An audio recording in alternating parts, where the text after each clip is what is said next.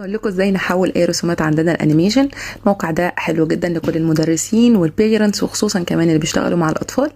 اول حاجه ان الموقع ده لازم يكون معانا الرسمه يا اما مرسومه على ورق ابيض يا اما نقدر نحملها من على جوجل ولكن تكون خلفيتها بيضاء ونحملها على اللابتوب. وبعد كده ندخل نسرش على موقع سكتش انيميشن. هكتب لكم اسم الموقع هنا بالظبط، هنكتب ايه في جوجل وبعد كده بندخل على الموقع ونبدأ نشوف احنا هنستخدمه ازاي. اول حاجة بندخل عليه وبنضغط على اكسبت. وبعد ما بنضغط على اكسبت بيظهر لنا شكل الموقع زي ما هو قدامكم كده، ده شكل الموقع من بره.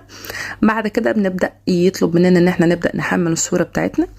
الصورة احنا هنجيبها نحطها على اللابتوب ونعملها ابلود. هنا انا بدأت ان انا هنا بيعرض لي شكل الموقع من بره شكله عامل ازاي، وان ازاي اي صورة تقدر تتحول معانا عادي. هدخل اجيب الصورة اللي انا محملاها وبعد كده ابدأ اشتغل عليها. انا حملت الصوره دي انا كنت محملاها من على جوجل وبعد كده هعمل نيكست.